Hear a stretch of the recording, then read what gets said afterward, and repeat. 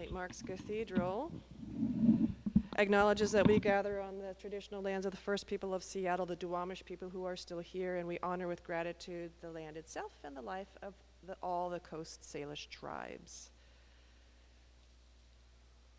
Could I get to the opening prayer slide? I wanted to read, maybe it's the next one. I found a social media prayer. Christ has no online presence but yours, no blog, no Facebook page but yours. Yours are the tweets through which love touches the world. Yours are the posts through which the gospel is shared. Yours are the updates through which hope is revealed. Christ has no online presence but yours, no blog, no Facebook page but yours, by Meredith Gould. Isn't this sweet? This all started one fall day when Emily and I were sitting down to work on the strategic plan, and we came up with the 6 themes of the strategic plan, and I pulled out 3 different ways that communications shows up in the strategic plan. Theme 2, if you go to the next slide, empowering the call to action and service. We are all ministers, lay and ordained. We support each other by discerning and living out unique callings and expressions of ministry. The next theme is theme 5. I'm not going to read it all. Expanding regional reach and welcome. This focuses on using live stream and hybrid offerings, which is one of the big communications tools that we support. And then the next slide would be theme 6, connecting and telling our stories, where we have lots of bullet points, lots of examples of all the different ways that we want to connect with each other and share our stories. My name is Alexandra Thompson. I am one of your vestry members, and I am on the communications committee. And that's kind of ends my portion. Greg will speak, and then we'll have 3 folks talk about how they are bringing stories into the community in ways that might be new and innovative. And then we will close. Before I leave, I want to point out 2 things. One is that I have Hershey's Kisses for everyone to take one when you leave, because every story is a sweet gift to our community. And then next to you, you'll see a piece of paper and a pen, and that's a sample of something that I just whipped up this morning, and it is an example of a communications piece that uses the app Canva, which is something that we are offering to ministry leads, and it has the logo. If it were in color, it would have the colors, and it has a QR code for easy access to the link to the website. It has Greg's contact information, room for you to take notes, and room for you to make suggestions if there's anything that comes up that you think that we should add to the communications toolkit. Does that sound good? All right, I think that ends my part. And Greg.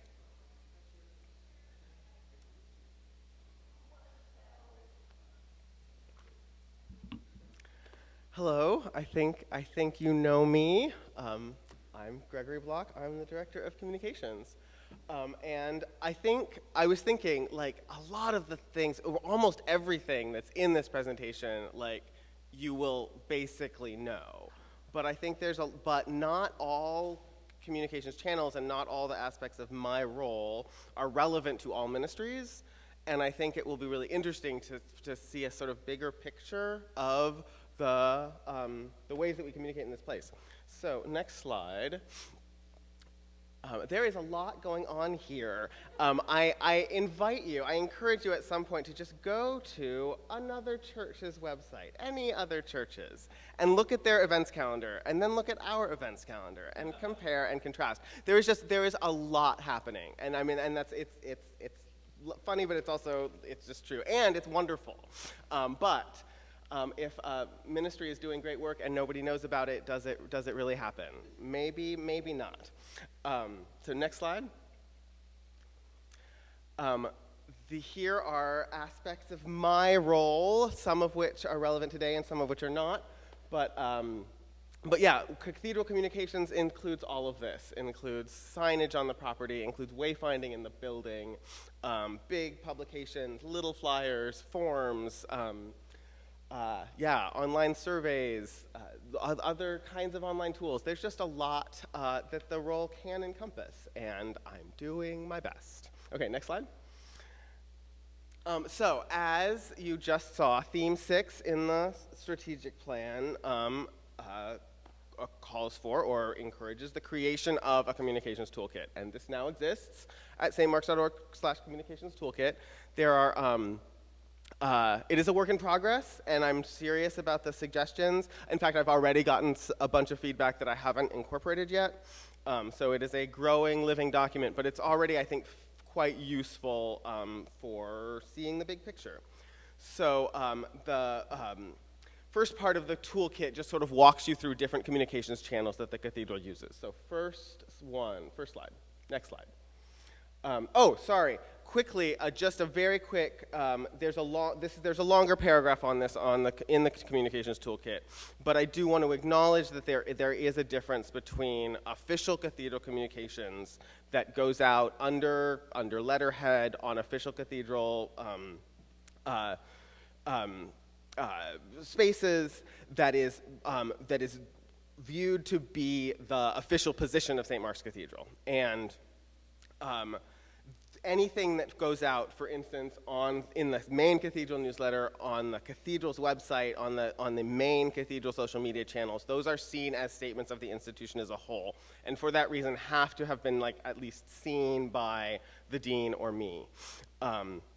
This automatically creates a bottleneck, and I want to minimize that bottleneck as much as possible in the communications toolkit, and today I'm going to try to give some direction onto how to minimize that bottleneck, but for the official channels, it has to be that way, because there really can be, even if it is not immediately obvious to you, there can be real negative consequences if things go off message in what's seen to be an official channel.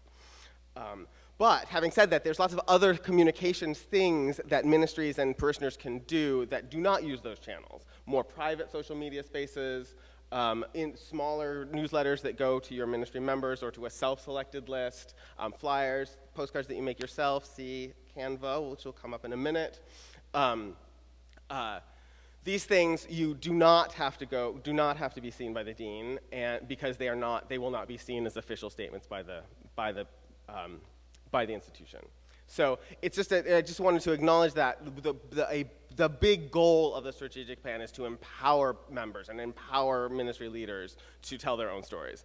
But there just has to be a little bit of a limit on that when it comes to official statements. Okay, so speaking of the newsletter, next slide. Sorry. Yeah. Next slide. So newsletters. The main cathedral newsletter is the primary communications channel of the cathedral, for better or for worse. That's the way it is for now. It comes out on Friday mornings. Deadline content is end of day Tuesday. I have never been, since I took over this role, particularly strict in enforcing that deadline. And just pretty much every week, there are reasons why things get to me after the end of the day Tuesday. Please try. But know that, if it isn't an important announcement, I will run it if at all possible, but it does make just everybody's life a little more stressful. What? Thank you. Thank you, Marjorie. So there is an announcement submission form on the website. You can get it at stmarks.org/announce. It's also under Submit an Announcement under Connect on the website. If you use the form, things tend to go a lot better, both because it helps me have all the announcements in one place, and both because it helps you not forget key pieces of information, like location or start time. You'd be surprised. There are also a few ministries have their own newsletters that go out to their self-selected list. I sort of mentioned that a minute ago. These include Queer in Christ, Liturgical Ministers, Creation Care, 20s, 30s. These are created with varying degrees of input from me, just depends on what the individual ministry needs. So if this seems like something that might be appropriate for you, let me know. Next slide. So, social media, it's such a powerful tool. It controls our lives. It controls our brains, for better or for worse. Having said that, not everybody is on Facebook. Not everybody is on Instagram. Social media cannot be a primary communications channel. We cannot put something onto the Cathedral's Facebook and call it a day, because there are people in the community who will not see it. So there's just a limit to how much it can do, but there's also unlimited potential for what it could do. The Cathedral currently has active, ongoing presence on Facebook, Instagram, and YouTube, and those are run by a team, including me and other staff and other volunteers. If you think that you would like to become more involved in running the official channels, let me know. There are opportunities available.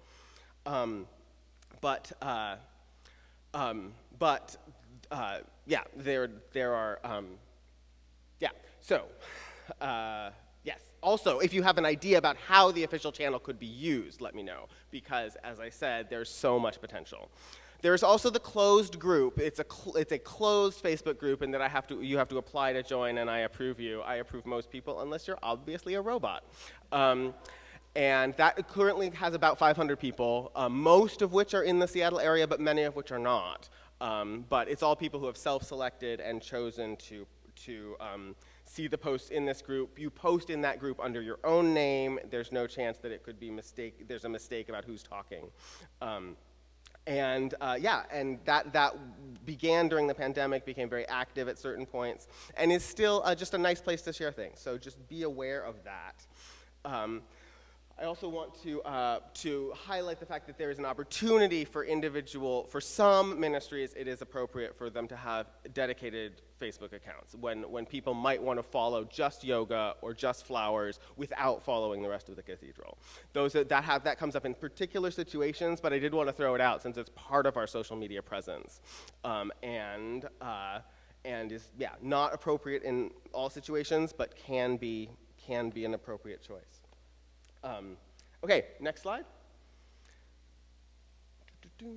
Printed material, if you know me, this is where my real passion lies, designing for print. I say in the communications toolkit, it might seem like nobody needs print anymore, but in fact, we still do. Obviously, there's a lot of print that comes out of this place in mailings and posters and flyers. The very visible place where we have print resources is in the narthex. The narthex is for official communications exclusively. If you leave a flyer in the narthex, it will disappear. But having said that, it is much underutilized, and I would love to have more ministries and more just general information in the narthex. Being aware that the narthex brochure's primary audience is visitors and newcomers. The narthex is not the best place to communicate to the parish, and it is a very good place to communicate with people who've just walked in the doors. There is also the community bulletin board, which is outside the office entrance, or right by the office entrance on this level. That is a bulletin board for anybody to use. Anything can be posted there, being aware that things can be taken down at any time for any reason. But that is the place where community events, people who send posters, people who drop by, that is where that goes. And it's true that it's not the most conspicuous place, but it's also true that it is a pretty conspicuous place. It's where most people enter during the week. So, now, Canva. So you are empowered to create your own print documents, as Alexandra has done this morning. When the stewardship season ramps up, you'll see another one of Alexandra's creations, which is really exciting. I won't spoil it, but I think it's pretty neat. Anyway, we have created what's called a Canva team. And anybody, if you have a Canva account, or even if you don't, you can set one up for free. Email me, I will add you to the team. This gives you access to official St. Mark's assets.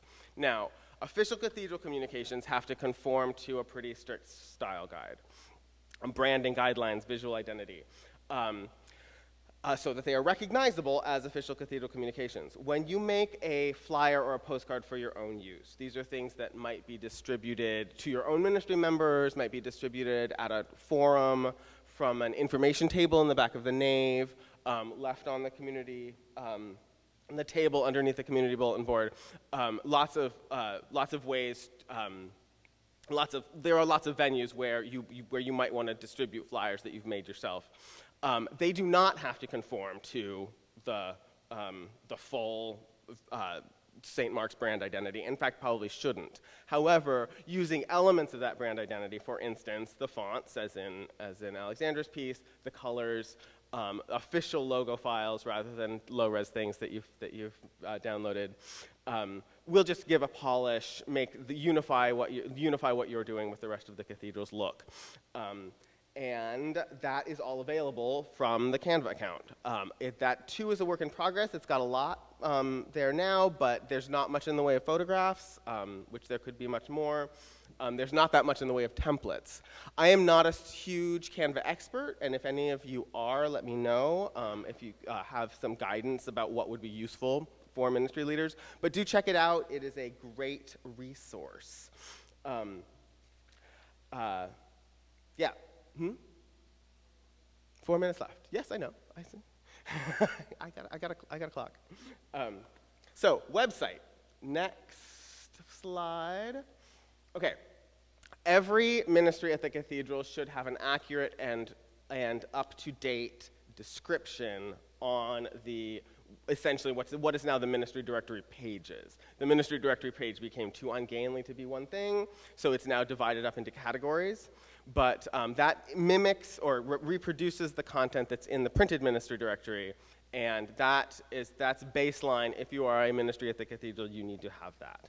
Beyond that, different levels of web presence are appropriate for different ministries. Some ministries need their own set of web pages. Some ministries really don't need much more web presence than the ministry description.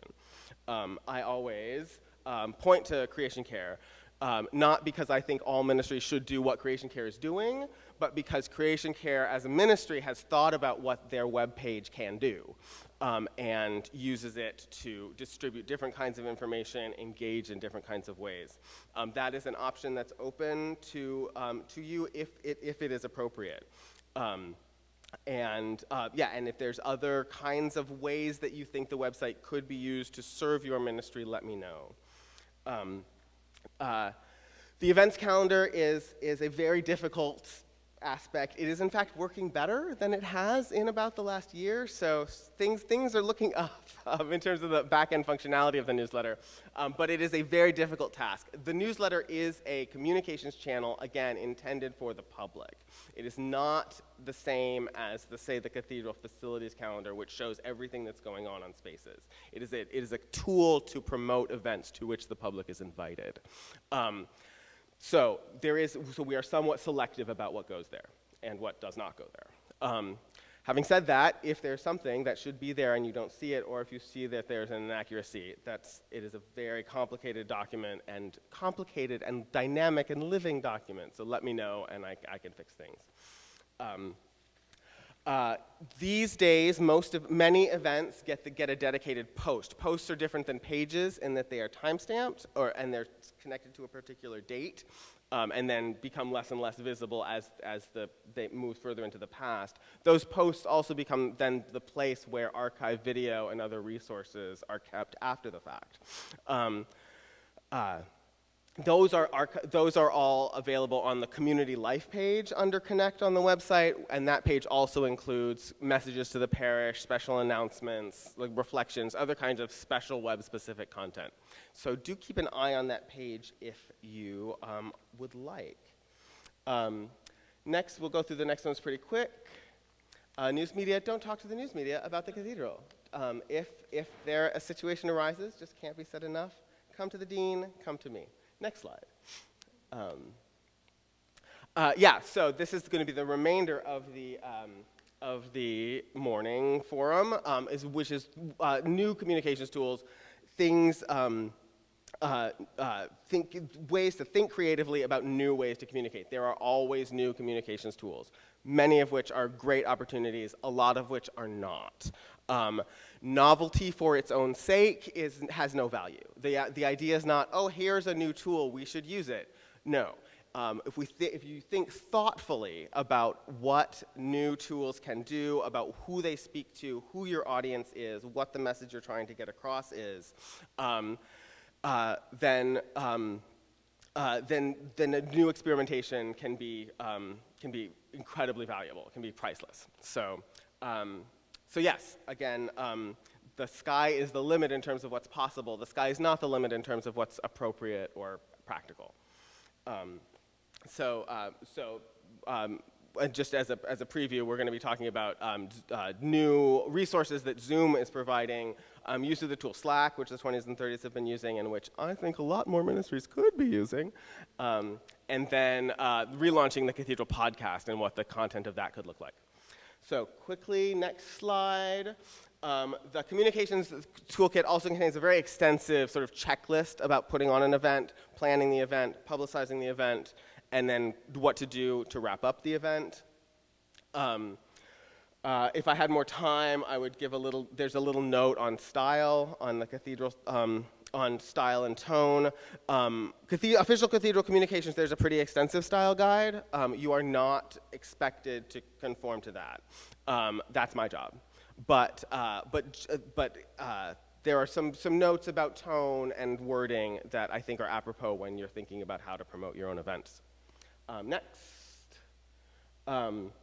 After the event, this is something that I have not been great about and this community has not been great about. Let's share what happened afterwards. The community wants to know. Give me photos. Post photos yourself. Use the same stmarks.org/announce communications form to submit an announcement for the newsletter about what has happened and not just what's going to happen. One more. We share and receive our stories with respect and humility to deepen relationships with one another as we join in sharing the love of Christ. This is from the strategic plan, and this is what the work that we are about. Thank you, Peter. Please contact me if any of this has been of interest, and do take a look at the toolkit and give me feedback.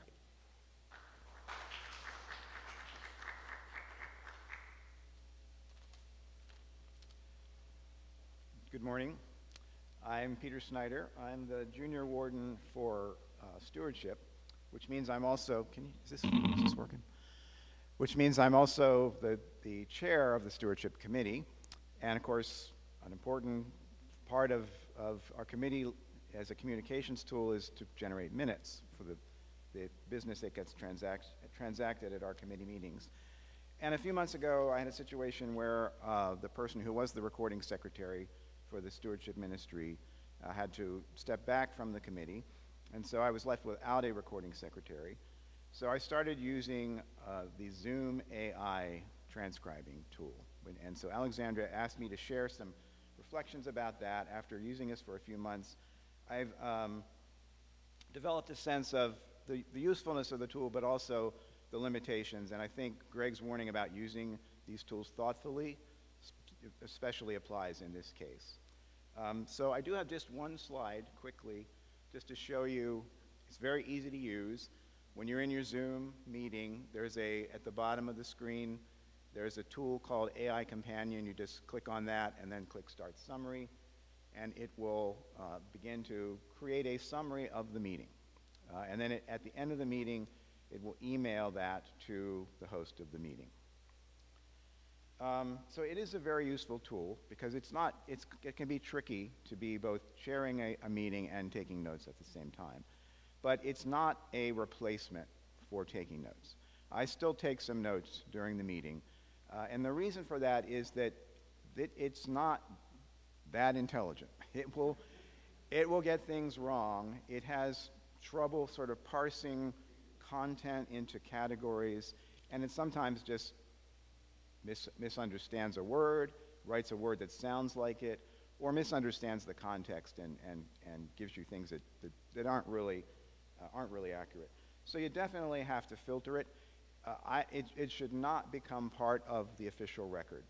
You should delete it when you're done. Don't put it in Dropbox. Don't make it a part of the official, because if someone read it and had not been at the meeting, there's the potential that they could misunderstand what actually went on at the meeting. But it's a useful aid to memory, so I've been using it.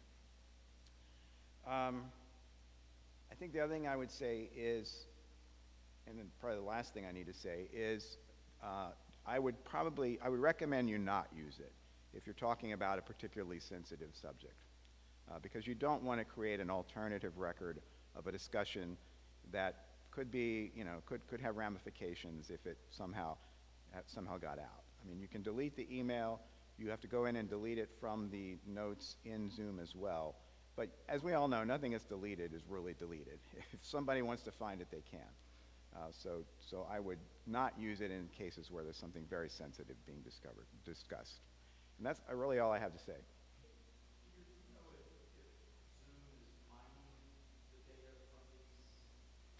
I do not.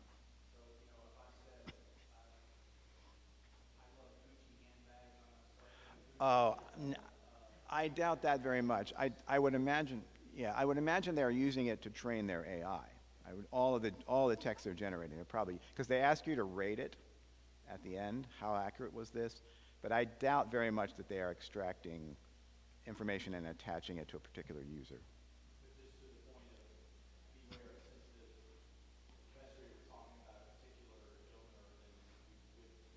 You wouldn't want to use it, yeah. Kathy? Yes. Yes, it knows who's speaking, so it will attach a comment to a particular person. Mm-hmm.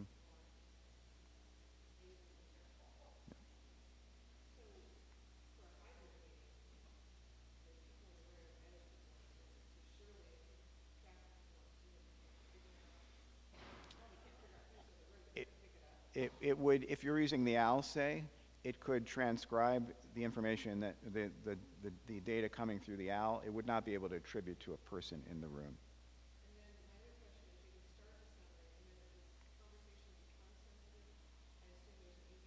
You can just go back here and turn it off.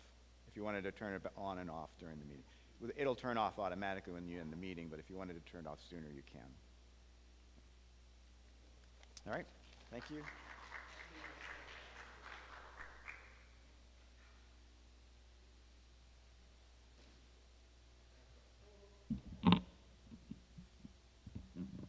So someone's going to be back here, although his display will be up there.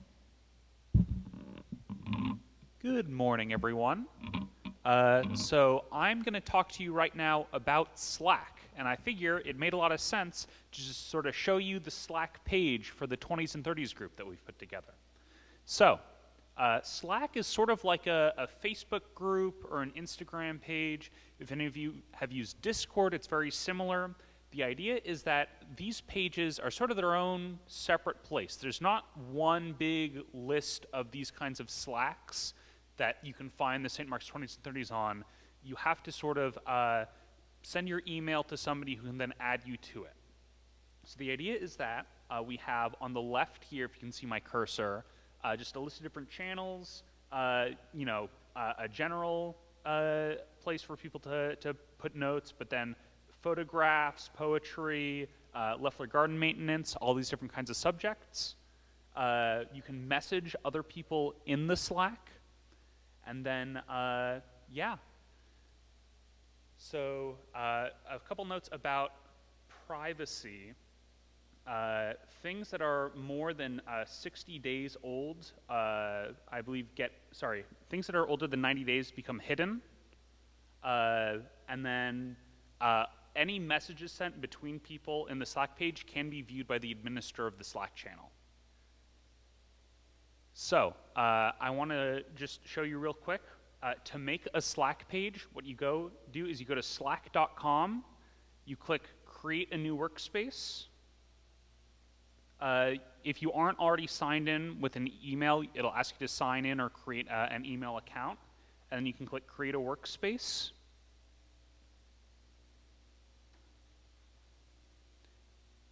And then sort of as you load in, you'll go through the process of putting in your sort of group name. You can put in a logo, and then, yeah, and then you can get in the process of starting to make channels. I also want to just bring up one of the fatal weaknesses of Slack, which is that in order for it to be really useful, people have to be sort of checking it and using it regularly. Because if people aren't checking it, they're probably not getting any information or responding to anyone, and then that makes them less likely to post or check in the future, and on and on. So the more people you have, and the more people who sort of use it regularly, the more effective it really becomes. And so one thing that's really beneficial, for example, as a university student, we use Slack a lot. And so if you have multiple Slack pages for different student groups, for different organizations, you're more likely to sort of check all of them because a lot of communication is happening through Slack. So one opportunity is that if more ministries use it, you'll have just sort of a list of ministries you can access very readily and check very readily, and that'll help make use of the Slack page. Yeah, and that's the overview I have. I see a question here.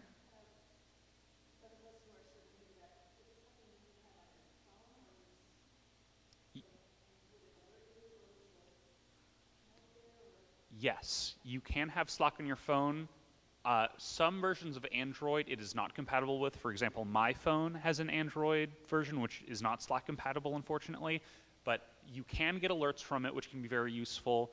And also, you can choose which channels you get alerts for, which can help you keep from getting sort of overwhelmed by Slack pings.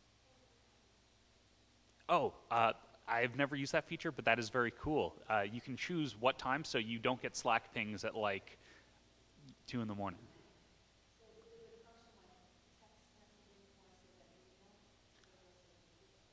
Yes, it's more of a text chat, and you can see you can sort of have conversations, but you can also open threads for different. For example, what's a good example? Well, for example, if I had somebody posted about if there's a request for volunteers, I could respond in a thread. So instead of having each conversation be very, very long and having to scroll through them all, you can sort of scroll through conversations, which is a little bit faster and more convenient. I see another question? Good question. Not yet.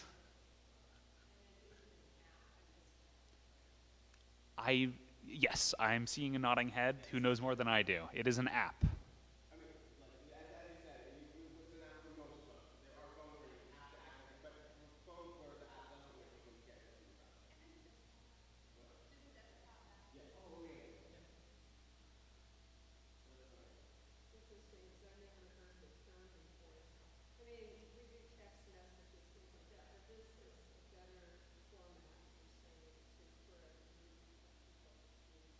Yeah, it's been very convenient, very easy to post photos, have conversations. Absolutely. I see another hand raised.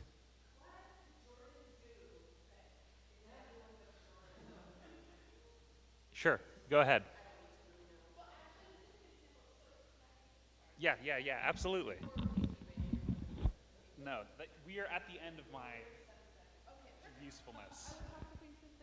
So one thing that you can do on Slack is you can make public channels and private channels. So a public channel, anyone can join. And so you get a say, right? You don't have to join every channel. You can just join, like, I'm not in the bluegrass folk music channel. I don't like bluegrass music. That's fine.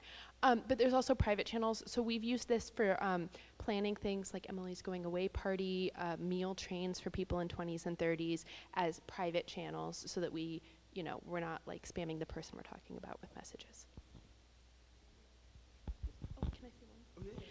We also, just to note, for 20s and 30s have developed like usage guidelines. So when people send us a request, we also send them a list of guidelines saying like, here's kind of our community expectations so that everybody's just on the same page about things that are appropriate to post and stuff like that.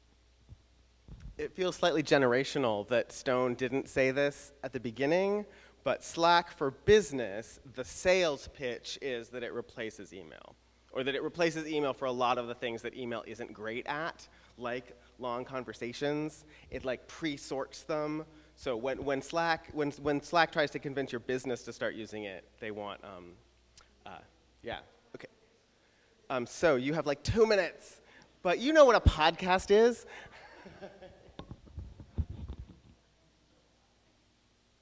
Hey everyone, I'll make this quick because I know we all got to get back upstairs. No worries. I mean, one of the good things about communications, especially in this format, is that we can get back to it later. And that's a big thing about podcasts. Some of you might know the Cathedral had a podcast pre-pandemic. It was around from about 2018, 2019. I did that with Kara Peterson, plus me. But it was really difficult for the two of us to manage, especially as life got in the way. There's a lot of stuff that has to happen on the back end of it as well. So the podcast went on a very unofficial hiatus.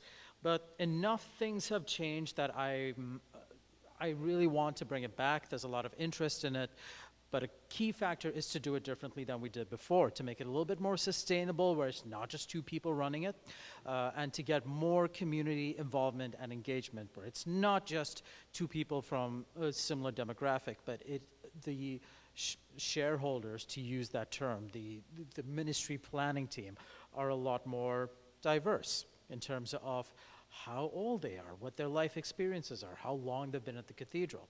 So we are working very hard, and I think fairly successfully, on getting more representation from different parts of the Cathedral in the planning of it, so that the episodes and the different channels within the podcast are more reflective of us as a community and tell our stories better. And that's a big thing of communications in general. That's a huge thing about the podcast. It is sharing the stories of the people at the Cathedral. They can share their faith stories, their journals, struggles, victories. A big part of this is hearing the stories told by these people in their voices to create that sense of belonging and community and family. We also see the podcast as being an opportunity for faith formation and development. We could have episodes similar to what's discussed at Wednesday night forums here or at Sunday morning forums like this one. It's a wonderful way of examining and explaining the parts of what make our community our community. And also a consideration that there are people who cannot be at these kinds of forums, who may not be able to watch online for whatever reason. This provides, we could have a forum on what the significance of antiphons. We could have a forum on why Advent is a thing that we do as intentionally as we do. There are so many topics of discussion that sometimes we take for granted, that I would love to sit down with a clergy person or a staff person and say, let's talk about this a little bit more. Let's open this up for our benefit as well, and for the benefit of somebody coming to St. Mark's for the first time who wants to know why we do things the way that we do things. Very cogent to this conversation is spotlighting ministries. We have a lot of ministries at the Cathedral, as Alexander and Greg have said, and that's a good thing, but I really want us to imagine hearing interviews or updates from the people involved in those ministries about the role their work plays in the church and its impact beyond the church as well. Podcasts are a great way of getting the word out and inviting listeners into the different ways that we do ministry here. Something, I'll finish with this, I'm really excited about is creating podcasts really for group discussions, roundtable discussions. All of us bring different perspectives to this place that are unique, but that we still share with others. And I'd love to gather people around a table and just let them talk about an issue that is very relevant to them. We could have a roundtable about raising kids in the church. We could have a roundtable about what it means to be a Christian in secular Seattle. We could have different roundtables talking about all these different topics that bring us to this place from different places and in different ways. And if we do that right, if we do all of this right, we can create a ministry that brings all of us closer together. It gives people a platform to tell their stories in their own voices, and it ensures, well, not ensures, but it helps that everyone feels included in the church. Granted, that's something we can do in every ministry, as we should. I really think we have a way to do that with podcasting as well.